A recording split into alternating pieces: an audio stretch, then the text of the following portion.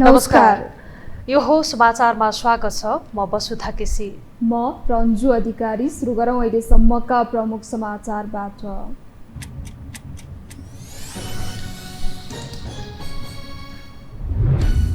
सभामुखलाई राजीनामा गराइरहे कोशीमा उद्धव थापा दोस्रो पटक मुख्यमन्त्री नियुक्त। विश्वासको मत पाउने सम्भावना कठिन। सभामुख छाडेका गौतमलाई मन्त्रीको प्रलोभन। दलीय अभिष्ट पूरा गर्ने थलो बन्दै संसद। सुन प्रकरणलाई लिएर फेरि एक हप्ता बैठक स्थगित। संवैधानिक परिषदले आज पनि प्रधान न्यायाधीश सिफारिस गर्न सकेन। कृषि उपजमा पनि नेपालको परनिर्भरता बढ्यो। आवश्यक चामलको 21% हिस्सा भारतले थेक्दै भारतले निर्यातमा प्रतिबन्ध लगाउँदा नेपालमा मूल्य बढ्दो। म्यानमारको सैन्य सरकार प्रजातन्त्रवादी नेत्री सुकीप्रति लचिलो बन्दै 5वटा मुद्दामा माफी। 33 वर्षको कैद सजाय 27 वर्षमा झर्यो। र महिला विश्वकपमा अमेरिकालाई उछिन्दै नेदरल्यान्ड समूह विजेता। अन्तिम 16मा प्रवेश गर्न सफल। भियतनाम 7-0 गोलले पराजित।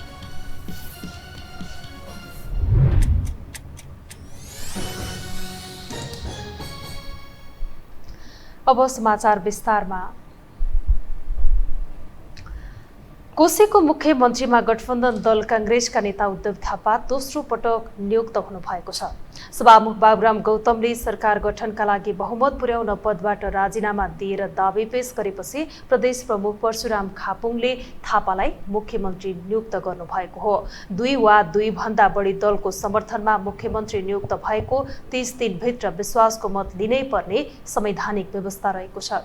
मुख्यमन्त्रीमा नियुक्त भएपछि थापालाई विश्वासको मतका लागि राप्रपाको समर्थन अपरिहार्य हुन्छ। तर राप्रपाले गठबन्धनको सरकारलाई समर्थन नगर्ने प्रश्न पारिसकेकोले उनको सरकार 30 दिनका लागि मात्रै हुने देखिएको छ। सरकार गठनका लागि 93 सदस्यीय प्रदेशसभामा 47 सांसदको समर्थन आवश्यक पर्दछ। तर गठबन्धन दल कांग्रेसमा 29, माओवादीका सभामुख बाहेक 12, नेकपा एकीकृत समाजवादीका 4 र जनता समाजवादी पार्टीका 1 गरी 46 मात्रै सांसद रहेकाले सभामुख गौतमलाई राजीनामा गराएर बहुमत पुर्याएका हुन्। एमालेको 40 र राप्रपाको 6 प्रदेश सांसद रहेका छन्। सभामुख गौतमले राजीनामा नदिएको अवस्थामा सरकार गठनका लागि गठबन्धन दलको बहुमत नपुग्ने र त्यसपछि संविधानको धारा 168 को उपधारा 3 अनुसार एमालेका नेता हिक्मत कुमार कार्कीको नेतृत्वमा सरकार गठन हुने भएकाले प्रधानमन्त्री पुष्पकमल दाहालको पहलमा गौतमले पदबाट राजीनामा दिन सहमत हुनुभएको थियो। प्रदेश प्रमुखले संविधानको धारा 168 को उपधारा 2 अनुसार 2 वा 2 भन्दा बढी दलको समर्थनमा बहुमत प्राप्त गर्न सक्ने प्रदेशसभा सदस्यलाई मुख्यमन्त्रीमा नियुक्तका लागि सोमबार अपराह्न 5 बजे भित्र दाबी पेश गर्न शुक्रबार आह्वान गर्नुभएको थियो।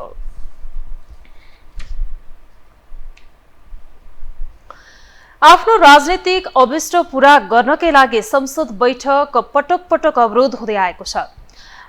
निकास निकाल्ने थलो नै बन्द गरेर विभिन्न प्रकरणको निकासको बाटोको खोजीमा दलहरू देखिन्छन्। विषय जुनसुकै होस्, आफूलाई चित्त नबुझे संसद बैठक अवरुद्ध गरिहाल्ने परिपाटीको विकास भइरहेको छ। आजका लागि तय भएको प्रतिनिधि सभा बैठक पनि 1 हप्ताका लागि अर्थात् साउन 22 गतेसम्मका लागि स्थगित गरिएको छ।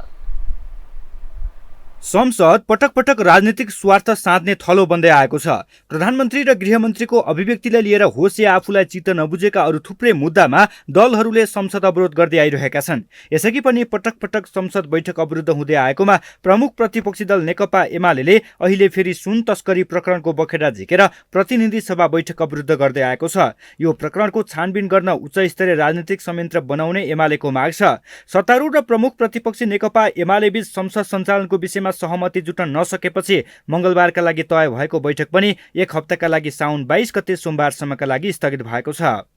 कतिपय हाई प्रोफाइलका मानिसहरूको जे संकेतहरू आइरहेको छ त्यसमा चाहिँ उच्च स्तरीय छानबिन समिति भयो भने त्यो काम गर्न अनि राज्यका अहिले तपाईले भनेको राजस्व अनुसन्धान विभागको कुरा होला, प्रहरीका सीबीआई अन्य इकाइहरू होला, यसलाई पनि सहयोग हुन्छ।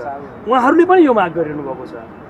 जो आज अनुसन्धानको प्रक्रियामा हटिरहेको एजेन्सीहरू छ उहाँहरूलाई पनि उच्च स्तरीय छानबिन समिति भइदियो भने हामीलाई यसको चाहिँ खास ठाउँसम्म पुग्नका लागि सबै नेक्ससहरू पहिचान गर्नका लागि काम लाग्छ, सहयोग पुग्छ भन्ने उहाँहरूले पनि ठानिदिनु भएको छ। सिङ्गो देशले मागिरहेको विषयमा सरकार डराइरहेको कारण चाहिँ के हो, हामी छक्क परेका छौँ। नेकपा एमाले सुन तस्करी प्रकरणमा उच्च स्तरीय छानबिन समिति गठनको माग गर्दै गर्दा सत्तारूढ गठबन्धनले भने उक्त समिति गठन गर्न अस्वीकार गर्दै आएको छ।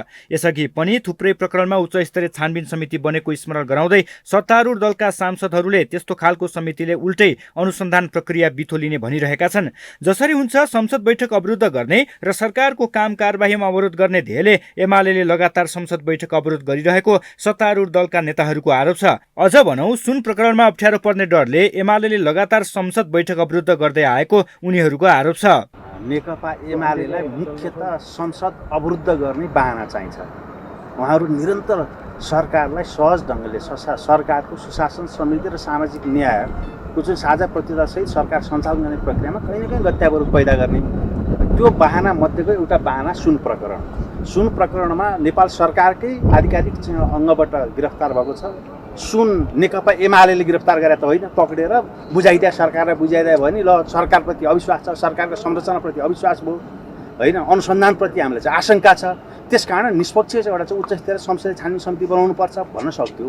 त्यसकारण सरकारकै तर्फबाट सुन पक्रेको छ, सरकारको आधिकारिक निकायले त्यसको अनुसन्धान गरेको छ। कानुन निर्माण गर्ने थलो संसद केही समयदेखि राजनीतिक अभिष्ट पूरा गर्नका लागि मात्रै प्रयोग हुँदै आएको छ। अनुसन्धान गर्ने थुप्रै संयन्त्र हुँदाहुँदै पनि उच्च स्तरीय छानबिन समिति बनाउनु पर्ने लगायत मागहरू राखेर संसद अवरोध गर्नु भनेको संसदीय व्यवस्थामाथि नै प्रहार गर्नु भएको काङ्ग्रेस सांसद चन्द्र भण्डारीको आरोप छ। उनी भन्छन् यही तरिकाले हामी अघि बढ्यौं भने लाखौंको संख्याले रगत पसिना बगाएर ल्याएको संसदीय व्यवस्था नै अन्त्य भयो भन्ने समाचार सुन्नुपर्ने दिन आउन सक्छ। निकास निकाल्ने संसद नै अवरुद्ध भएकोमा एमालेका नेताहरूप्रति उनको आक्रोश छ।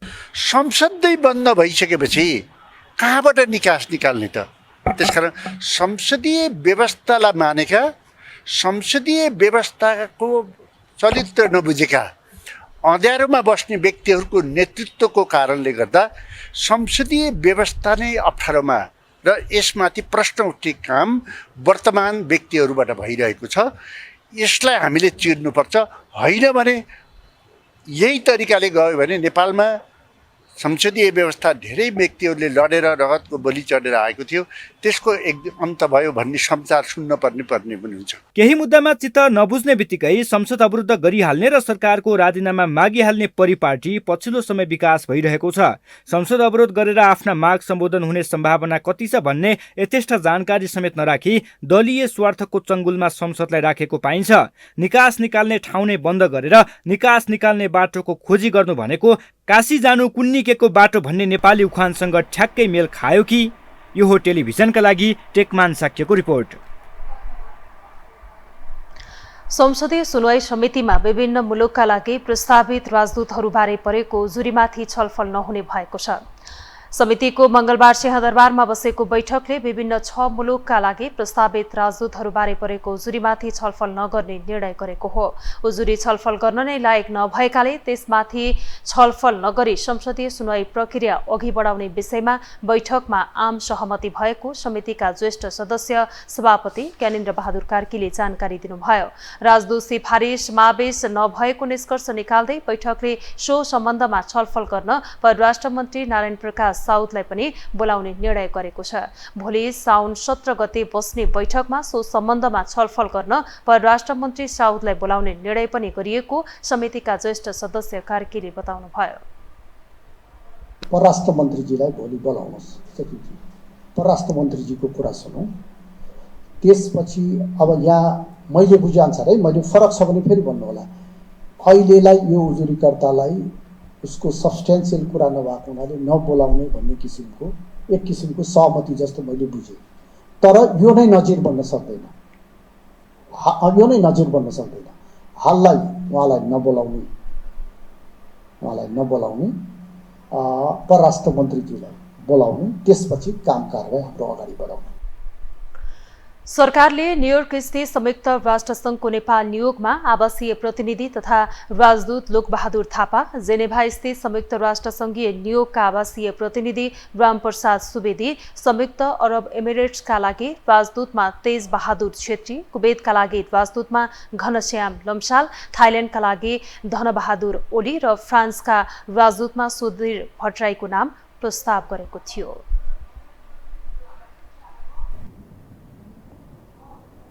अब बाँकी समाचार।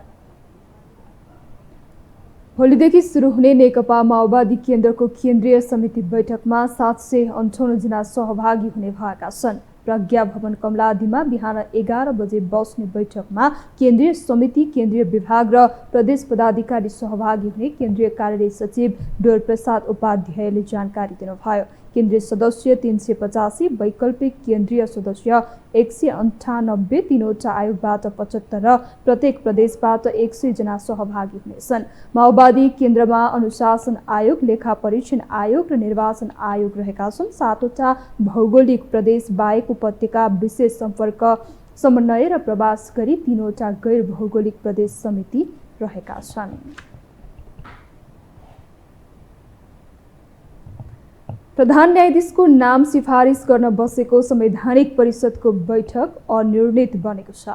प्रधान न्यायाधीशको नाम मात्रै सिफारिस गर्ने एजेन्डासहित बसेको बैठकमा संवैधानिक आयोगका अन्य पदमा पनि नियुक्ति गर्नुपर्ने माग उठेपछि निर्णय हुन नसकेको हो। प्रधानमन्त्री तथा मन्त्री परिषदको कार्यालय सिंहदरबारमा बसेको बैठकले कुनै निर्णय गर्न नसकेको हो। प्रधान न्यायाधीश हरिकृष्ण कार्कीको उमेर हदका कारण अवकाश हुने दिन नजिकै गर्दा नयाँ प्रधान न्यायाधीश नियुक्तिका लागि कसरत भइरहेको छ। एक रिपोर्ट। न्यायिक वृत्त र नागरिक समाजको दबावपछि प्रधानमन्त्री पुष्पकमल दाहाल प्रचण्ड प्रधान न्यायाधीश सिफारिसका लागि सक्रिय भएका छन्। 1 महिना अघि नै बस्नुपर्ने संवैधानिक परिषदको बैठक नबस्दा न्यायालय पुनः कायम मुकायम नेतृत्वमा जाने खतरा बढेपछि प्रधानमन्त्री नियुक्ति गर्नतर्फ परिषदको ध्यान गएको हो। प्रधान न्यायाधीश हरिकृष्ण कार्कीको अवकाश हुने दिन नजिकै गर्दा परिषदलाई चौतर्फी दबाव सिर्जना भएको छ। संविधानको धारा 284 को उपधारा 3 मा संवैधानिक परिषदले प्रधान न्यायाधीश वा संवैधानिक निकायका कुनै प्रमुख वा पदाधिकारीको पद रिक्त हुनुभन्दा 1 महिना अगावै संविधान बमोजिम नियुक्तिका लागि सिफारिस गर्नुपर्ने उल्लेख छ। आगामी प्रधान न्यायाधीशको नियुक्तिमा राष्ट्रिय राजनीतिक प्रभावित भइरहँदा बहालवाला प्रधान न्यायाधीशको कार्यकाल पनि औपचारिकतामा मात्रै सीमित हुने जस्तो देखिन्छ। 15 महिनापछि हरिकृष्ण कार्कीलाई सर्वोच्च अदालतले प्रधान न्यायाधीशको रूपमा पाउँदा सङ्कटमा रहेको न्यायालयले ठूलो अपेक्षा गरेको थियो। तर नेपाली न्यायालयको इतिहासमा नै सबैभन्दा कम समय प्रधान न्यायाधीश भएका कार्कीले अन्ततः देशको न्याय प्रशासनलाई अल्पत्र अवस्थामै छोडेर बाहिरिने भएका छन्। जम्मा 50 दिन कार्यकाल लिएर नियुक्त भएका कार्कीले संसदीय सुनवाईको क्रममा काम गर्नको लागि समयले नरोक्ने बताए पनि अबको 4 दिन अर्थात् साउन 20 गतेदेखि 65 वर्ष उमेर हदका कारण अवकाश पाउँदैछन्। कार्कीले न त रिक्त न्यायाधीशको नियुक्ति गर्न सकेका छन्, न त न्याय सेवाका कर्मचारीको सरुवा तथा बढुवाका काम अगाडि बढाउन सकेका छन्। यद्यपि नियुक्तिको 20 दिनपछि नै इजलास बस्न छोडेका कार्कीले न्याय परिषदको अध्यक्षको हैसियतमा न्यायाधीश नियुक्त गर्ने प्रक्रिया पटक पटक अगाडि बढाउन खोजे पनि सफल भने हुन सकेका छैनन्। बैठक आह्वान गर्दा कार्यव्यस्तता देखाउँदै उम्कने कानुन मन्त्री गुरुङको प्रवृत्तिले आजित बनेका प्रधान न्यायाधीश कार्कीले महान्यायाधिवक्ता दिनमणि पोखरेल मार्फत प्रधानमन्त्रीलाई समेत आग्रह गरेका थिए। न्यायाधीश नियुक्तिमा दलीय भागबण्डा नमिल्दा प्रधान न्यायाधीश र कानुन मन्त्री धनराज गुरुङबीच पानी बारबारको अवस्था छ, जसका कारण न्याय परिषदको बैठक एकपटक भन्दा बस्न नसक्दा न्यायाधीश प्रक्रियाले मूर्त रूप लिन सकिरहेको छैन। यही बीच 11 गते अमेरिका उडेका कानुन मन्त्री गुरुङ 4 दिनपछि हुने कार्कीको बहिर्गमनपछि न्यायाधीश नियुक्तिको काम आफूले भने जसरी अघि बढाउने भित्री योजनामा रहेको बुझिन्छ। तर आफ्नो कार्यकालमा न्यायाधीश नियुक्तिमा नै ठक्कर खाएको बहालवाला प्रधान न्यायाधीशले भने त्यो त्यति सहज नहुने तर्क गरेका छन्। हामी न्यायपालिकाको स्वतन्त्रताको लागि अझै पनि हामीले चाहिँ मतलब के भन्दाखेरि गम्भीर हुन सकेनौँ भने न्यायपालिकाले यो आफ्नो अधिकारलाई निरन्तरता दिन सक्छ या सक्दैन भन्ने चाहिँ गम्भीर प्रश्न खडा हुन सक्छ। अघि यहाँहरूले भन्नुभयो सर्वोच्च अदालतमा पनि खाली छन्, जिल्ला अदालत उच्च अदालत पनि खाली छन् र यो वास्तवमा डिले जस्टिस डिनाइड भन्छ र न्यायाधीश बिनाको अदालतले न्याय कसरी सम्पादन गर्छ जब 1/4 भन्दा बढी न्यायाधीशहरू खाली हुन्छन् भने। र यो न्यायालयको कारणबाट नभएर अन्य कारणबाटै चाहिँ वास्तवमा चाहिँ के भने न्यायाधीशको नियुक्ति प्रभावित भइरहेको छ। संविधानमा सर्वोच्च अदालतमा नियुक्त भएको 3 वर्ष कटेका न्यायाधीशहरू प्रधान न्यायाधीश नियुक्तिका लागि योग्य हुने उल्लेख भए अनुसार नै न्याय परिषदले हरिकृष्ण कार्कीको 1 महिना पदावधि बाँकी भएकै दिन सर्वोच्चमा नियुक्तिका लागि योग्यता पुगेको न्यायाधीशको रोस्टर पठाएको थियो। हाल सर्वोच्चमा 14 न्यायाधीश कार्यरत छन् र सबैको 3 वर्ष अवधिवाला योग्यता पुगेकाले परिषदले सबैको नाम सिफारिसका लागि वरिष्ठतम क्रमका आधारमा पठाएको छ, जसमा 1 नम्बरमा विश्वम्भर प्रसाद श्रेष्ठको नाम छ। त्यसपछिका ईश्वर प्रसाद खतिवडा र आनन्द मोहन भट्टराई सहितका न्यायाधीशहरू प्रधान न्यायाधीशका लागि योग्य छन्। न्याय परिषदले पठाएको प्रधान न्यायाधीशका लागि योग्य उम्मेदवारको सूचीबाट संवैधानिक परिषदले नयाँ प्रधान न्यायाधीशको लागि सिफारिस गर्ने अभ्यास छ। पहिले उहाँहरूले यो संविधानको उल्लङ्घन पद खाली हुनुभन्दा 1 महिना अगाडि प्रक्रिया थाल्नुपर्छ भनेको रिटायर हुँदा अर्को मान्छे तयार भएर बसोस् भन्ने उद्देश्यले यो राखे। आफैले संविधान बनाउनु, आफैले उल्लङ्घन गर्नु हो, यसको परिणाम उहाँ आफै भोग्नुहुन्छ। संविधानमा 3 वर्ष पुगेका सर्वोच्च अदालतका न्यायाधीश मध्येबाट संवैधानिक परिषदले छान्न पाउने, त्यो मेरो अधिकार होइन, संवैधानिक परिषदले छान्ने। अब कसलाई छान्छ त त्यसको कुरो मैले छान्ने त होइन। अब मैले छान्ने अधिकार भयो, म कसलाई छान्थे मेरो कुरो। अब अहिले जम्मै सर्वोच्च अदालतमा भएका न्यायाधीश जम्मै योग्य छन्। न्यायालयहरूमा लामो समयदेखि दरबन्दी बमोजिम न्यायाधीशहरूको नियुक्ति हुन नसक्दा छिटो छरित न्याय प्राप्त गर्ने नागरिकको संवैधानिक अधिकार हनन भएको छ। मुद्दाको संख्या बढ्दै जाने तर इजलासहरू खाली हुँदै गर्दा न्यायाधीशलाई चाप परिरहेको छ। संविधान नै उल्लङ्घन गर्न नमिल्ने गरी लेखिएको कुरा पनि पालना नगर्ने प्रवृत्तिले न्यायपालिकाको स्वतन्त्रतामाथि नै हरण भएको छ। यो हो टेलिभिजनका लागि निरज कोइराला, काठमाडौँ। 1 क्विन्टल सुन तस्करीमा सरकारकै उच्च पदस्थको संलग्नता रहेको भन्दै एमाले संसद अवरोधमा उत्रिएको छ। एमालेकै कारण आजको प्रतिनिधि सभा बैठक पनि स्थगित भयो, किनकि उसले उच्च स्तरीय छानबिन समिति बनाएर सुनकाण्डको अनुसन्धान गर्नुपर्ने माग गरिरहेको छ। तर यसलाई राजनीतिक सौदाबाजी गर्ने हतियारका रूपमा विश्लेषण गरिएको छ। एक रिपोर्ट। संसदीय छानबिन समिति वा उच्च स्तरीय छानबिन समिति भनेकै आरोपी छोक्याउने र केस डिसमिस पार्ने संयन्त्र जस्तो बनेका छन्। फेरि पनि एमाले उच्च स्तरीय छानबिन समितिकै माग गरिरहेको छ। जस्तो कि यस्तै खाले सार्वजनिक चासो समेटिएका मुद्दाहरूमा अध्ययन, छानबिन र कारबाही सिफारिस गर्न 30 वर्षको अवधिमा झन्डै 30 भन्दा बढी उच्च स्तरीय छानबिन समिति, संसदीय समिति र विशेष समिति बनेका छन्। तर राजनैतिक दाउपेच, सौदाबाजी र मोलमोलाइका लागि बनाइएका यस्ता समितिले तयार पारेका अधिकांश प्रतिवेदन आजसम्म कार्यान्वयन भएका छैनन्। कार्यान्वयन अलि परको कुरा सार्वजनिक नै भएका छैनन्। गत वर्ष मात्रै जनार्दन शर्मा अर्थमन्त्री रहेका बेला छानबिन गर्न विशेष संसदीय समिति बनेको थियो। सीसीटीभी फुटेज गायब बनाएको सार्वजनिक रूपमै प्रष्ट भयो, तर सत्ता पक्ष र प्रतिपक्षको मिलीभगतमा त्यो केस नै डिसमिस पारियो। जनार्दन शर्मालाई चोख्याउने काम भएपछि राजीनामा दिएर बसेका उनी पुनः पदमा पदबहाली भए। यहाँ मुद्दामा मुद्दा साटिएको आशंका गरिएको थियो। सम्भवतः अहिले एमालेले माग गरेको उच्च स्तरीय छानबिन समितिलाई पनि यस्तै उद्देश्यमा प्रयोग गर्न सक्ने टिका टिप्पणी हुन थालेका छन्। तथापि उसको मागलाई पनि हल्का रूपमा हेरिएको छैन। 100 किलो सुनकाण्डमा प्रधानमन्त्री, गृहमन्त्री र अर्थमन्त्री सहित सरकारकै उपल्लो तहका व्यक्ति र सत्तारूढ दलकै नेता जोडिएको भन्दै एमाले उच्च स्तरीय छानबिन समिति गठनको पक्षमा उभिएको हो। उसले यो मुद्दालाई यति बलियो ढङ्गबाट उठाएको छ कि संसद नै चल्न दिएको छैन।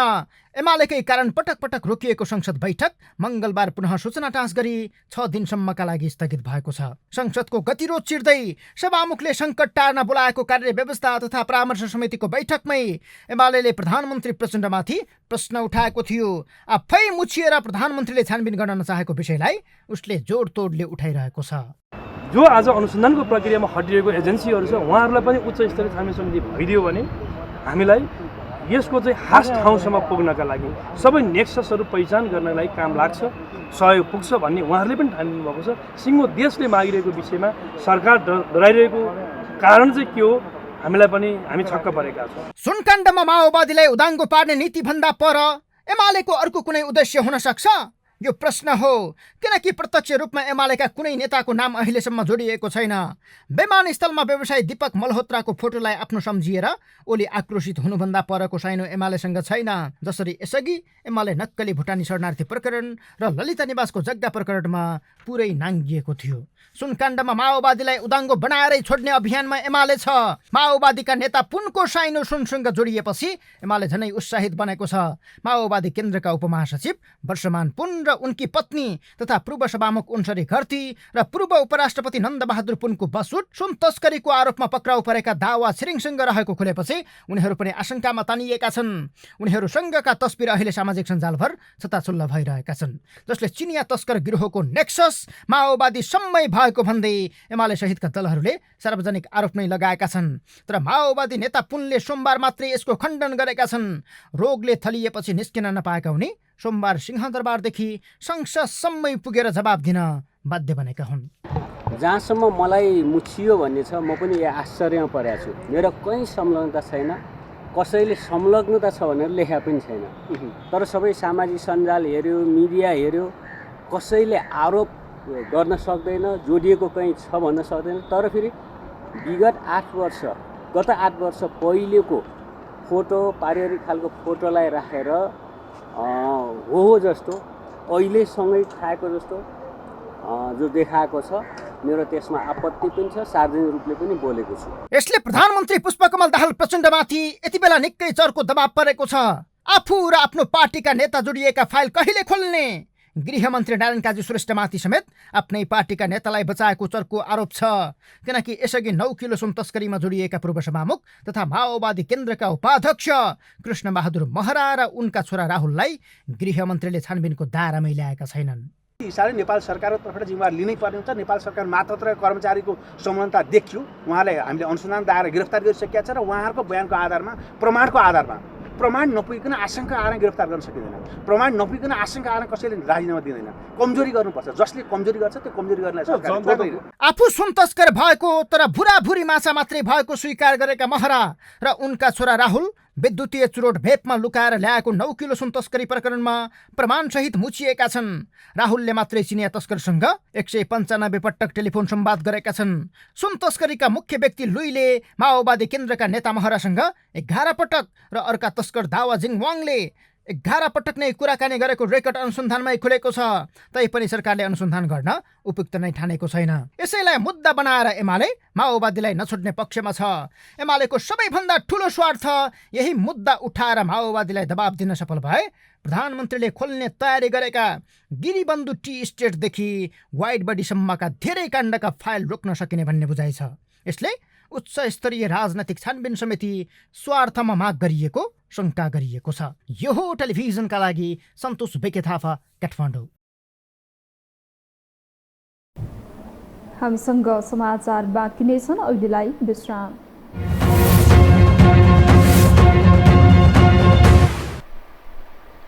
विश्रामपछि स्वागत छ। अब बाँकी समाचार। काठमाडौँको मध्य भाग मुलुकको मुटु माइतीघर मण्डला आक्रोश पोख्ने र राज्यसँग न्याय माग्ने आम सर्वसाधारणको खुल्ला सदन हो। साना ठुला आन्दोलन होस् या विरोध प्रदर्शन, राज्यलाई घोडा टेकाउन यो थलो प्रयोग हुँदै आएको छ। तर विरोधको बिम्ब माइतीघरको स्वरूप विकल्पविहीन विरोध प्रदर्शनले कुरूप बनाउँदै लगेको छ। एक रिपोर्ट। न्याय नपाए गोर्खा जानु भन्थे, अहिले न्याय नपाए माइती घर जानु भन्दा फरक पर्दैन। माइती घर मण्डलाको दक्षिणतर्फको यो 2 लेन सडक आम सर्वसाधारणका लागि न्याय माग्ने, आफ्नो चित्त नबुझेको कुराहरू, त्यो सँगसँगै सरकारसँग राख्नुपर्ने मागहरूलाई चाहिँ विरोध प्रदर्शन, धरना, रिले अनसन लगायतका कार्यक्रमहरूबाट सरकार र सम्बन्धित निकायलाई झकझक्याउने थलो बनेको छ। यो क्षेत्र पूर्णतः प्रदर्शनकारीहरूको कब्जामा छ। राजनीतिक समूह, पीडित परिवार, अभियन्ता, विभिन्न सङ्घ संस्थाको दैनिक विरोध प्रदर्शन त छँदैछ। सहकारी पीडित, लघुवित्त पीडितहरूले टेन्ट, त्रिपाल टाँगेर अस्थायी टहरा नै बनाएर 24 घण्टा धरनामा छन्। न्याय माग्दै अनसनमा बसेकाहरू यहाँ नै खाना बनाउने, खाने, लुगा धुने, राति सुत्ने गर्दै आएका छन्। यी दृश्यहरूले मुलुकको मुटु माइतीघर मण्डलाको स्वरूप भने कुरूप बनाइरहेको छ।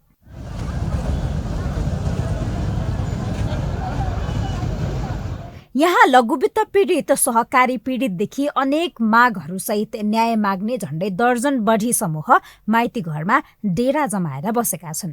महानगरले डस्टबिन, अस्थायी शौचालयको व्यवस्था गरिदिएको छ। तथापि गर्मीको मौसम, मानिसले भरिभराउ सडक र सडक वरपरको फोहोरले दुर्गन्ध फैलिन थालेको छ। तर न्याय माग्न माइती घर पुगेका पीडितहरू आफ्नो माग पूरा नभएसम्म यो सडक छोड्ने पक्षमा छैनन्। बिजोग छ नि, अब पाल टाँगेको छ, पानी आउँछ, पानीबाट पालबाट पानी चुइन्छ, लामखुट्टेले टोक्छ, रोग लाग्ने बेला भइसक्यो। सबैजना यहाँ राति सुत्ने बस्ने, खाना दालमोट चिउरा खाने, अब यहाँ कहाँ खाना खान पाइन्छ र। एकदमै बिजोग छ, एकदमै बिजोग छ। सरकारले सुनवाई गरिदिनु भएको छैन। किन हो? हामीले अब दुःख गरेर कमाएर राखेको पैसा हो होइन। आफ्नो छोराछोरीलाई चाहिँ त्यसको ब्याजले चाहिँ पढाउने, घरको भाडा तिर्ने भनेर हामीले राखेको पैसा हो यो। घरबाट सबै चामल र आलु, दाल, ग्यास, चुला, भाँडाकाँडाहरू सबै घरैबाट ल्याएको थियो अनि बाहिर पकाएर हामी खाने थियो। विरोधको बिम्ब बनेको माइती घर मण्डलाको यो विरोध स्थलको भौतिक आयतन जति कम छ, यहाँ हुने विरोध प्रदर्शन भने वृहत र विशाल बन्दैछ। माइती घर मण्डलाको यो सानो घेरामा हुने विरोध प्रदर्शन मुलुकभर फैलिने हुँदा पनि देशभरका नागरिकको न्याय खोज्ने थलो बन्न पुगेको हो। यो हो टेलिभिजनका लागि क्यामेरामा विमल चौहानका साथमा निम्लेकी शेर्पा, काठमाडौँ। नक्कली भुटानी शरणार्थी प्रकरणमा काठमाडौँ जिल्ला अदालतको आदेश विरुद्ध बालकृष्ण खाँड र टोप बहादुर राईमाझी उच्च अदालत पाटन गएका छन्। आफूहरूलाई पूर्वपक्षका लागि थुनामा राख्ने आदेश गलत भएको भन्दै काठमाडौँ जिल्ला अदालतको आदेश विरुद्ध खाँड र राईमाझी उच्च अदालत पाटन पुगेका छन्। उनीहरू एकैसाथ भने अदालत गएका होइनन्। यही साउन 11 गते राईमाझीले उच्चमा निवेदन दिएका थिए भने खाँडले 12 गते निवेदन दिएका थिए। उनीहरू दुवैले मुद्दाको विषयवस्तु प्रमाणको विवेचना नगरी आफूहरूलाई थुनामा राखेको भन्दै थुनामुक्त गर्ने आदेश माग गरेका छन्। टोप बहादुरको निवेदनमा सुनवाई गर्दै 22 गते नै न्यायाधीश महेन्द्रनाथ उपाध्यायको इजलासले कैफियत प्रतिवेदन झिकाउने आदेश गरेको छ भने खाँडको निवेदनमा सुनवाई गर्दै न्यायाधीश हरिप्रसाद पौडेलका इजलासले 14 साउनमा कैफियत प्रतिवेदन झिकाउन आदेश गरेको हो। सम्बन्धित व्यक्तिलाई लागेको अभियोग र त्यसका आधारमा आदेश गरिएको आधारसहित तयार पारिएको विवरणलाई कैफियत प्रतिवेदन भनिन्छ। जिल्ला अदालतले प्रतिवेदन पठाएपछि उच्च अदालतले सुनवाईसहित जिल्लाको आदेशको परीक्षण थप आदेश दिनेछ।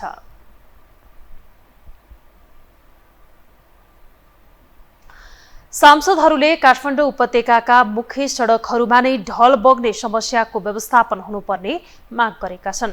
मंगलबार पूर्वाधार विकास समितिको बैठकमा बोल्दै सांसदहरूले काठमाडौँ उपत्यकाका मुख्य सडकहरूमा ढल व्यवस्थापनको चुनौती रहेको बताएका हुन्। साउन 7 गते काठमाडौँको रानीबारी स्थित सामाखुसी खोलामा आएको बाढीले बगाउँदा बेपत्ता भएका विधान आले मगर बेपत्ता भएको घटनालाई लिएर सांसदहरूले फेरि यस्ता घटना हुन नदिन सचेत गराएका हुन्। बैठकमा बोल्दै नेपाली कांग्रेसकी सांसद प्रतिमा गौतमले भारी वर्षा हुने बित्तिकै काठमाडौँका सडकहरूमा जाम हुने, अस्तव्यस्त हुने र सडकमा नै खोला बग्ने अवस्थाको अन्त्य गर्न जरुरी रहेको बताउनुभयो। राजधानीभित्र एक दिन अलिक भारी वर्षा हुने बित्तिकै काठमाडौँका सबै सडकहरू जाम छौँ, हामीले पनि हेरिरहेका छौँ। काठमाडौँ अस्तव्यस्त हुन्छ। हामी सवारी साधनमा कति चढ्ने साथीभाइ यस्तो जाममा पर्छौँ कि त्यो जाम चाहिँ कारण के भने सबै ड्रेनेजहरूको राम्रो व्यवस्थापन नहुँदाखेरि सडकमै खोला बग्ने गरेको चाहिँ हामी सबैले प्रत्यक्ष रूपमा अनुभूति गरिरहेका छौँ। एउटा चाहिँ खोलाको ड्रेनेजको व्यवस्थापन राम्रो नहुने बित्तिकै सडकभित्रैबाट धेरै सडकहरूमा चाहिँ मूल सडकहरूमा पनि खोला नै बग्छ। त्यसको त्यो ड्रेनेज व्यवस्थापन हामीले गर्नका लागि यसलाई चाहिँ अलिकति कसरी हो यो इन्जिनियरिङ के भयो, ड्रेनेज व्यवस्थापनै नभइकन जहिले पनि यो ड्रेनेज भरेर पानी आउने कि सडक ड्रेनेज बन्द हुने कि यो कुरालाई ध्यान दिनुपर्छ। नेकपा एमालेका सांसद ठाकुर प्रसाद गैरीले काठमाडौँका सडक छेउमा बग्ने नदीहरूमा तत्काल ढल गाडेर सुरक्षित गर्नुपर्ने बताउनुभयो। उहाँले काठमाडौँका यस्ता समस्याहरूको दीर्घकालीन व्यवस्थापनका बारेमा सोच्न जरुरी रहेको बताउनुभयो। हाम्रो स्पेसल्ली ध्यान आकर्षण एकजना बालक बेपत्ता छन्, त्यहाँ चाहिँ फेरि पनि पानी आयो भने फेरि समस्या जस्ता तस्तै छ। त्यसमा चाहिँ अहिले तत्काल त्यसको ढल गाडेर अहिले तत्काल निकास दिन के गर्नुपर्छ फेरि त्यो समस्या नहुनको लागि, र त्यसपछि दीर्घकालीन रूपले त्यसको समाधान गर्ने तरिकामा तपाईँहरूको के छ। यति कुरा यसमा हामी अघि हाम्रो मान्यजीले भने जस्तै तपाईँहरूसहित हामी स्थलगत हेर्न जानुपर्छ भने पनि हामी जान तयार छौँ। होइन त्यो नगइकन यसको समाधानको उपाय छ भने त्यसको समाधान उपाय यो हो, हामी यसमा प्रयत्न गर्छौँ भन्ने कुरा आजको समितिको बैठकमा मन्त्रालयको तर्फबाट हामीलाई चाहिएको हो। त्यसतर्फ चाहिँ नि हामी स्पष्ट हौँ भन्ने कुरा। सांसदहरूले मुख्य सडकमा नै खोला र ढलहरू जोडिएकाले साना बालबालिकाहरू बगाउने समस्या सिर्जना भइरहेको बताएका हुन्। विकसित देशहरूमा 3% जनता कृषक हुँदा पुरै देशलाई पुग्ने खाद्यान्न उत्पादन गर्न सक्षम हुन्छन्। तर विडम्बना नै मान्नुपर्छ, नेपालमा भने देश नै कृषि प्रधान भएर 60% कृषक हुँदा पनि हामी आत्मनिर्भर हुन सकेका छैनौँ। कृषि उपभोग्य वस्तुमा पनि परनिर्भर नै बन्नुपर्दा यसले भोकमरी ल्याउने खतरा बढ्दो छ। एक रिपोर्ट। नेपालमा चामलको माग पूर्ति गर्न वार्षिक 70 लाख मेट्रिक टन हाराहारीमा धान आवश्यक पर्छ। यसमध्ये करिब 55 लाख मेट्रिक टन धान नेपालमै उत्पादन भए पनि बाँकी 15 लाख मेट्रिक टन हाराहारीमा धान वा यस अनुसारको चामल भारतबाट आयात हुन्छ। अर्थात् देशभित्र आवश्यक पर्ने चामलको करिब 21% हिस्सा भारतबाट नेपालमा वितरण गरेको छ। तर दक्षिण छिमेकी भारतको वाणिज्य तथा वैदेशिक व्यापार विभागले चामल निर्यातमा प्रतिबन्ध लगाएपछि त्यसको सोझो र गहिरो असर नेपालमा परेको छ। साउन 4 देखि बासमती बाहेकको चामलमा निर्यात रोक लगाएसँगै नेपालमा चामलको मूल्य बढ्न थालिसकेको छ। कृषि प्रधान देश भनिए पनि 2 अर्ब भन्दा बढीको कृषि उपभोग्य वस्तु आयात गर्नुपर्ने देशको नियति छ। गत आर्थिक वर्षमा 53 अर्ब 65 करोडको खाद्यान्न मात्रै आयात गरेको छ। त्यस्तै 29 अर्ब 60 करोडको तरकारी, 19 अर्ब 2 करोडको फलफुल, 4 अर्ब 77 करोडको चिनी र 82 अर्ब 23 करोडको तेलजन्य वस्तु आयात गरेको छ। जसमा 11 महिनामा 33 अर्ब 63 करोडको धान चामल मात्रै आयात गरेको तथ्याङ्कले देखाएको छ। यो तथ्याङ्कले नेपाल कृषिमा पुरै परनिर्भर भएको पुष्टि गर्छ। एकातिर वर्षेनी घाटा व्यापार बढ्दै गएको छ भने अर्कोतर्फ आश गरेको कृषि क्षेत्रबाट नै खरबौं रकम बाहिर जाँदा परनिर्भरतामा बाँच्नुपर्ने अवस्था छ। आफ्नै देशमा पर्याप्त उत्पादन नहुँदा नेपाली जनता महँगी खेप्न बाध्य छन्।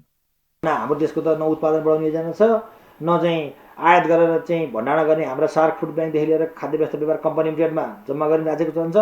त्यसकारणले सबैभन्दा पहिला सरकार राज्य जिम्मेवार बन्नुपर्छ, मन्त्रालय जिम्मेवार बन्नुपर्छ। कृषि पशुपन्छी विकास मन्त्रालय, उद्योग वाणिज्य आपूर्ति मन्त्रालय जस्ता निकायहरू छ सबभन्दा बढी संबन्धित बन्नुपर्छ। बढी मूल्य तिर्नु पनि हुनसक्छ अथवा भोलि भोकै भएर मर्नुपर्ने अवस्था सिर्जना पनि हुनसक्छ।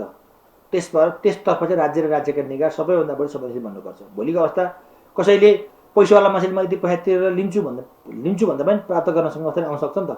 तथ्याङ्कले मुलुक खतरनाक अवस्थाबाट गुज्रिरहेको देखाएको छ भने राज्य हात उठाउने स्थितितिर उन्मुख हुँदै गएको छ। गत वर्षको कृषि गणनाले देखाएको तथ्याङ्क अनुसार देशको कुल खेतीयोग्य जमिनको 1/3 जमिनमा खेती हुन सकेको छैन। 30 देखि 35 लाख हेक्टर जमिन खेती गर्न योग्य भए पनि 10,30,000 हेक्टर जमिन अझै बाँझै छ। युवाहरू खेती गर्न छोडेर विदेश पलायन भइरहेका छन्। रेमिट्यान्सबाट देश धानिरहँदा स्वदेशी उत्पादनको बजार र मूल्य दुवै ओझेलमा परेको छ। बिस्तारै किसानहरू विस्थापित हुँदै गर्दा यसलाई टार्न सम्बन्धित एउटै मन्त्रालयले मात्रै नसक्ने बरु पुरै राज्य संयन्त्र नै लाग्नुपर्ने भन्दै कृषि मन्त्री बेदुराम भुसालले हात उठाएका छन्। उत्पादन भइसकेपछि त्यसको बजार छ व्यवस्था, उत्पादन भएपछि हामीले चाहिँ खेर फाल्नु पर्दैन भन्ने स्थिति सिर्जना गर्नु पर्यो, भित्र जानु पर्यो। हामीले खाएर बढी हुन्छ भने अथवा हामीले तत्काल बजारमा पुगेर बढी हुने स्थिति हुन्छ कुनै पनि उपजको भने त्यसबाट चाहिँ अर्को वस्तुमा परिणत गर्ने उद्योगको पनि व्यवस्था गर्नु पर्यो। यी सबै कुराहरू जोडेर आउँछन्। त्यसले गर्दाखेरि यो एउटा मन्त्रालय मात्रै धेरै मन्त्रालयसँग जोडिन्छ। सिङ्गो राज्यको चाहिँ एउटा नीति हुनुपर्छ। त्यसरी जाने हो भने फेरि गर्न सकिने देखिन्छ। पहाडका किसानहरू ग्रामीण शैली त्यागी बिस्तारै सहरतिर पस्न थालेका छन्। त्यस्तै तराईका कृषकलाई दशकौंदेखिको सिँचाइ समस्याले पिरोल्ने गरेको छ। सक्षम युवाहरू विदेशी र कार्यक्षमता कम भएका मात्रै गाउँमा बस्ने परिपाटीले पनि स्वदेशी कृषि उत्पादनमा ह्रास आइरहेको छ। कृषि उत्पादनमा आधारित उद्योगको व्यवस्था गरी बजारीकरण गर्न राज्य चुकेको छ। परिणामतः नेपाली जनता अचाकले मूल्य वृद्धिको सामना गर्न बाध्य छन्। किसान समस्याको जगबाट जन्मिएको पार्टी र तिनका नेताहरू कृषकलाई उन्नत र कृषकको स्तर वृद्धि गर्न भन्दा पनि बढी आफ्नै स्वार्थ र दुनो सज्याउनतर्फ लागेका छन्। देशमा वर्षेनी महँगी यसै गरी बढ्दै जाने हो र मन्त्रीले नै यसरी हात उठाउने हो भने एक दिन नेपालमा भोकमरीको भयावह स्थिति नआउला भन्न सकिँदैन। यो टेलिभिजनका लागि निरज कोइराला, काठमाडौँ। अब बाँकी समाचार। देशभरका 753 स्थानीय तहमध्ये सबैभन्दा बढी चर्चा काठमाडौँ महानगरपालिका र धरान उपमहानगरपालिकाको हुने गर्छ। काठमाडौँका मेयर बालिन शाह र धरानका मेयर हर्क साम्पाङ अभिव्यक्ति र कार्यशैलीका कारण चर्चा र विवादमा आउने गरेका छन्। धरान यति बेला डेङ्गी रोगले आक्रान्त भएको छ, तर मेयर साम्पाङ सामाजिक सञ्जालमै रमाइरहेका छन्। एक रिपोर्ट। धरानका मेयर हर्क साम्पाङ आफू निर्वाचित भए लगत्तै काकाकुल धरानलाई पानी खुवाउने बाचा पूरा गर्न भन्दै हातमा कोदालो लिएर आम नागरिकसँगै श्रमदानमा निस्किए। मेयर साम्पाङको श्रमदानको तस्बिर सामाजिक सञ्जालमा भाइरल पनि भयो। उनको कामको सर्वत्र प्रशंसा गरियो। पूर्व प्रतिबद्धता अनुसार उनले धरानमा पानी ल्याइ छोडे।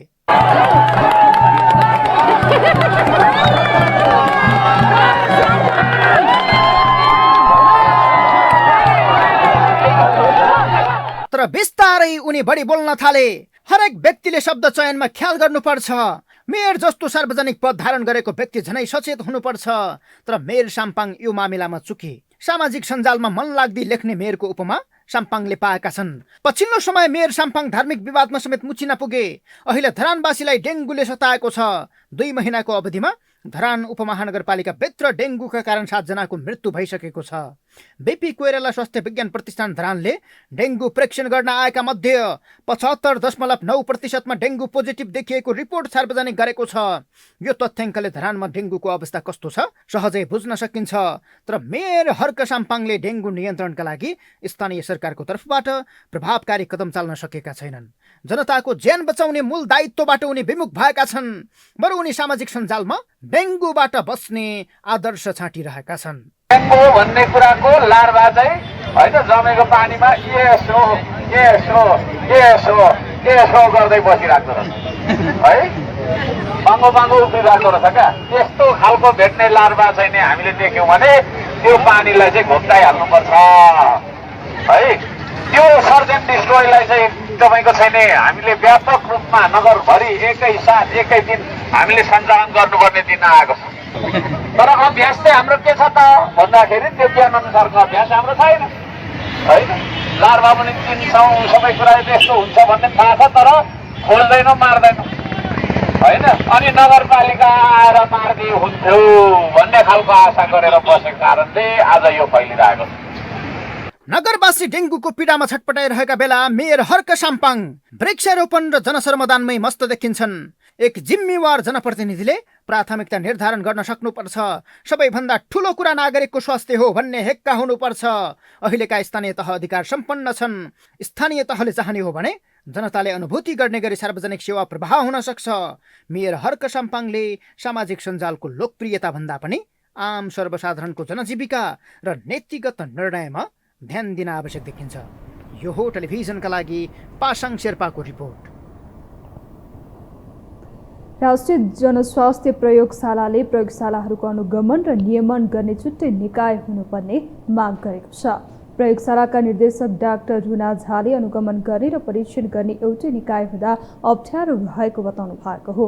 प्रयोगशालाको अनुगमन, परीक्षण, नीति योजना तर्जुमा, मापदण्ड निर्धारण गर्ने निकाय एउटै हुँदा काम गर्न समस्या भइरहेको बताउनु भयो। उहाँले अन्य देशहरूमा राष्ट्रिय जनस्वास्थ्य प्रयोगशाला इन्स्टिच्युटका रूपमा हुने गरेको भन्दै नेपालमा भने नीति नियम बनाउने, गुणस्तर हेर्ने, लाइसेन्स हेर्ने, परीक्षण गर्ने काम जनस्वास्थ्य प्रयोगशाला एक्लैले हेर्नु परेको बताउनु भयो। नेपालका 3141 भन्दा बढी प्रयोगशालालाई एदेखि ई श्रेणीसम्म वर्गीकरण गरिएको छ।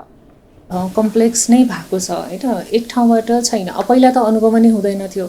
त्यो हेरिकन त कमसेकम धेरै नै व्यवस्थित भएर गएको छ कि कमसेकम प्रयोगशाला अब दर्ता हुन्छ, अनुगमन हुन्छ होइन। सो त्यो हिसाबले तपाईँले आफैले पनि नोट गर्नुभयो होला कि विगत 4-5 वर्षमा प्रयोगशालाको क्षेत्रमा चाहिँ हामीले राम्रै उन्नति गरेका छौँ। समग्रमा प्रयोगशालाहरूको क्वालिटी, त्यसको साइज, इन्फ्रास्ट्रक्चर, मसिनरी होइन, चाहे त्यो प्राइभेटमा होस् चाहे त पब्लिकमा होस् है, डेभलपमेन्ट राम्रै भएको छ। त्यो हामीले बनाएको भनौँ न सरकारले जारी गरेको नीति निर्देशिकाहरूले गर्दा नै हो।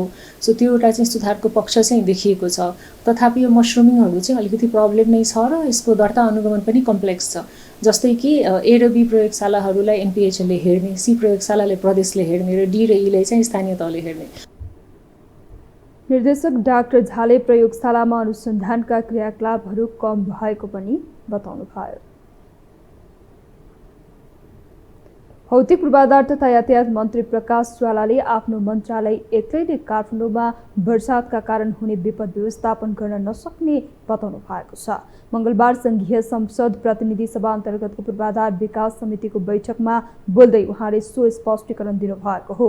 बैठकमा सांसदहरूले गत श्रावण 7 गते सामाकोशी खोलामा बाढीमा परि एक बालक बेपत्ता भएको घटनाबाट पाठ सिकेर त्यस क्षेत्रमा फेरि त्यस्तो घटना हुन नदिने गरी ढलसहितका आवश्यक व्यवस्था मिलाउन माग गरेका थिए। जवाफमा मन्त्री ज्वालाले ती समस्या समाधानका लागि सम्बन्धित मन्त्रालयहरूबीच छलफल गरेर मात्रै अघि बढ्न सकिने बताउनु भयो। उहाँले आफ्नो मन्त्रालयको क्षेत्राधिकारभित्र नपर्ने विषयमा एक्लै समस्याको समाधान गरेर अघि बढ्ने भन्ने कुरा हुनै नसक्ने जिकिर समेत गर्नुभयो। अब हामीले यो के अरे यो ऱ्यापिड बस सर्भिस सुरु गर्ने भन्यौँ। अब त्यहाँ पनि त एक्लै गरेर त भएन। यातायात व्यवस्था कार्यालयले के गर्नुपर्ने, सडक विभागले त्यो अर्को काम गर्नुपर्ला, ट्राफिकले गर्नुपर्ला। 4-5-6वटा निकाय बसेर हामीले यसले यो गर्ने, यसले यो गर्ने, यसले यो गर्ने भनिसकेपछि काम अगाडि बढेको छ। त्यसै कारण चाहिँ यो कुरामा एक्लै हाम्रो मन्त्रालय जसको शुद्ध क्षेत्र। मन्त्री ज्वालाले वर्षातका कारण पूर्वका विभिन्न जिल्लामा ठूलो जनधनको क्षति भएपछि आफ्नो मन्त्रालयले त्यसो हुन नदिनका लागि सक्दो प्रयास गरिरहेको दावी समेत गर्नुभयो। निर्माण व्यवसायीहरूले निर्माण यन्त्रहरू तिर्स्याएर प्रधानमन्त्री कार्यालय अगाडि विरोध प्रदर्शन गरेका छन्। मंगलबार प्रधानमन्त्रीको सरकारी निवास बालुवाटारमा भेला भई निर्माण व्यवसायीहरूले डोजर र अन्य निर्माण यन्त्रहरू सडकमा राखेर विरोध प्रदर्शन गरेका हुन्। विरोध प्रदर्शन कार्यक्रममा बोल्दै नेपाल निर्माण व्यवसायी महासंघका अध्यक्ष रवि सिंहले निर्माण उद्योगमा भएका समस्यालाई चाँडो सम्बोधन गरी देश निर्माणका सम्भाग निर्माण व्यवसायीहरूलाई चाँडै काममा फर्काउने वातावरण सरकारले बनाउनु पर्ने बताउनु भयो।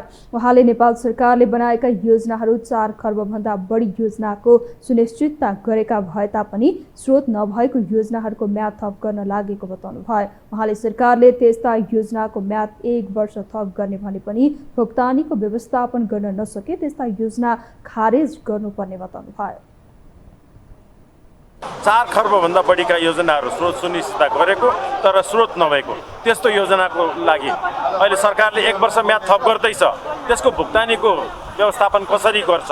यदि भुक्तानीको व्यवस्थापन गर्न सकिँदैन भने त्यस्तो योजनाहरूलाई खारेज गर्नुपर्छ भनेर प्रमुख माग लिएर हाम्रो मूल्य समायोजन, त्यसो अव्यावहारिक माइलस्टोनलाई खारेज गर्ने, उपभोक्ता समिति खारेज गर्ने लगायतका 9 बुँदे माग लिएर चाहिँ हामी निरन्तर रूपमा हरेक दिन सम्माननीय प्रधानमन्त्रीज्यूले हामीलाई ठोस रणनीति बनाएर हाम्रा मागहरूलाई सम्बोधन नगरेसम्म र विगतमा हामीले व्यवसायीहरूले सार्वजनिक खरिद अनुगमन अघि सार्वजनिक खरिद ऐन तथा नियमावली तत्काल संशोधन गर, सम्पूर्ण ठेक्काको एकमुष्ट म्याद थप गर, जुनसुकै अवधिको ठेक्काको मूल्य समायोजन गर, व्यवहारिक माइल स्टेसन खारेज गर, गुणस्तर र समयमा निर्माण हाम्रो प्रतिबद्धता लगायत लेखिएको प्लेकार्ड समेत प्रदर्शन गरेका थिए।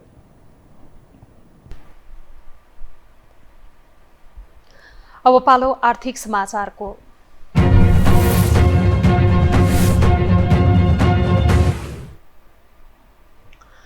भारतबाट ग्यासको मूल्य घटेर आएको छ भने डिजल र पेट्रोलको मूल्य बढेर आएको छ। भारतीय आयल कर्पोरेसन आईओसीले नेपाल आयल निगमलाई पठाएको मूल्य सूची अनुसार ग्यासको मूल्य प्रति सिलिन्डर 100 रुपैयाँले घटेको छ भने पेट्रोल प्रति लिटर 7 रुपैयाँ 87 पैसा र डिजेल प्रति लिटर 6 रुपैयाँ 61 पैसाले बढेर आएको छ। पट्टीतेल र हवाई इन्धनको मूल्य पनि बढेर आएको छ। हरेक 15-15 दिनमा मूल्य सूची आउने गर्दछ। नेपालमा स्वचालित प्रणाली लागू भएकाले सोही अनुसार मूल्यमा घटबढ हुने र मूल्य निर्धारण हुने नेपाल आयल निगमका प्रवक्ता मनोज कुमार ठाकुरले बताउनुभयो। निगमको परल मूल्यमा सो मूल्यमा भ्याट हिसाब गरेर पेट्रोल र डिजेल तथा मट्टीतेलमा निगमले स्वचालित मूल्य प्रणाली अनुसार मंगलबार नै मूल्य तोक्ने तयारी गरेको उहाँको भनाइ थियो।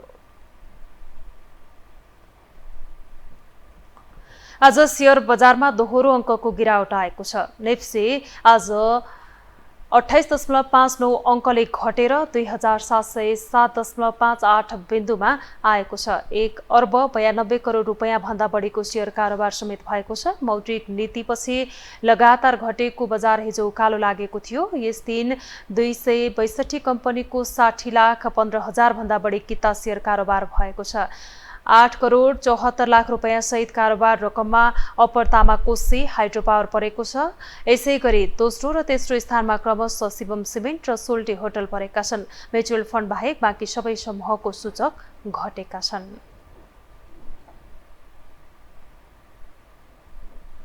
हामीसँग अन्तर्राष्ट्रिय र खेल समाचार बाँकी नै छन्। अहिलेलाई पुनः विश्राम।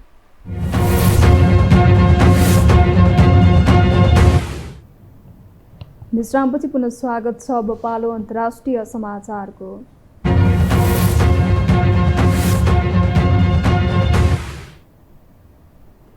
म्यानमारको सैन्य सरकारले प्रजातन्त्रवादी नेत्री आङ सान सुकीलाई 5वटा मुद्दामा माफी दिएको छ। विभिन्न मुद्दा लगाएर कैद 33 वर्षको कैद सजाय तोकिएकोमा 5वटा मुद्दामा माफी दिएसँगै सुकीको कैद अवधि 27 वर्षमा झरेको अन्तर्राष्ट्रिय सञ्चार माध्यमले जनाएको छ।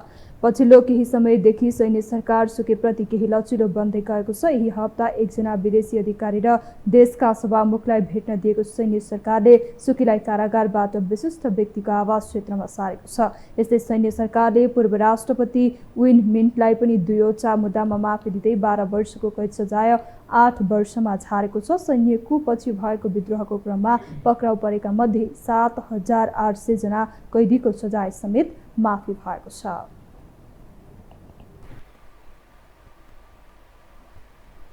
अब पालो खेलकुद समाचारको।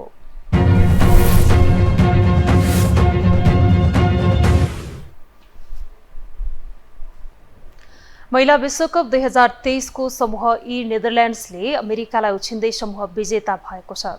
समूहको शीर्ष 2 स्थानमा रहँदै दुवै टिम प्रतियोगिताको अन्तिम 16 मा प्रवेश गर्न सफल भएको छ। 3 दिन भएको खेलमा नेदरल्यान्ड्सले भियतनामलाई 7-0 ले हराएको छ। त्यसमा भने जिल रूर र भर्जिनिया क्लब्सले 2-2 गोल गरेका छन्। यस्तै लिएन्टी मार्टिन्स, कार्जा स्नेइन्स र भान्डे डङ्कले गोल गरेका हुन्। अमेरिकाले भने पोर्चुगलसँग गोलरहित बराबरी खेलेको छ। अर्को चरण पुग्नका लागि अमेरिकालाई हार टार्न आवश्यक थियो। नेदरल्यान्ड्सको 7 र अमेरिकाको 5 अङ्क भएको छ। पोर्चुगल 4 अङ्कमा तेस्रो स्थानमा रहेको छ। भियतनाम भने 3 खेलमा पराजित रहेर 0 अङ्कको स्थितिमा रहेको छ। यो सँगै हामी यो समाचारको अन्त्यमा छौँ। बिदा हुनु अघि अहिलेसम्मका प्रमुख समाचार पुनः एकपटक।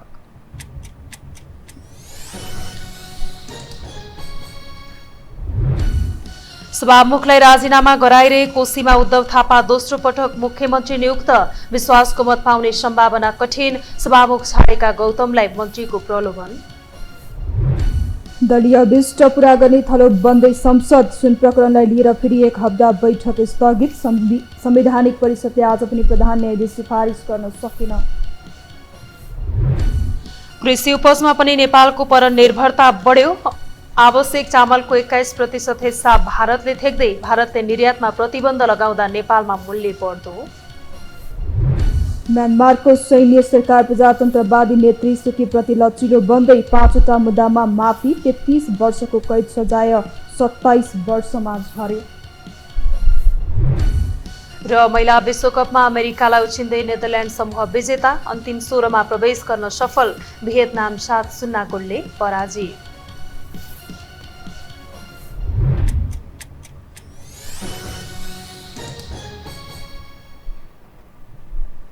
हौस् त यो हो समाचार सकियो। समाचार बुलेटिनका साथै यो हो टेलिभिजनका सम्पूर्ण कार्यक्रम यो टेलिभिजन.com, यो खबर.com, युट्युब र फेसबुकमा पनि पढ्न र हेर्न सक्नुहुनेछ। मोबाइलमा यो टिभी एप डाउनलोड गरी हामीलाई प्रत्यक्ष हेर्न सक्नुहुनेछ। तथ्य सहितको निष्पक्ष समाचार तथा मनोरञ्जनका लागि हेर्दै रहनुहोला यो टेलिभिजन। नमस्कार।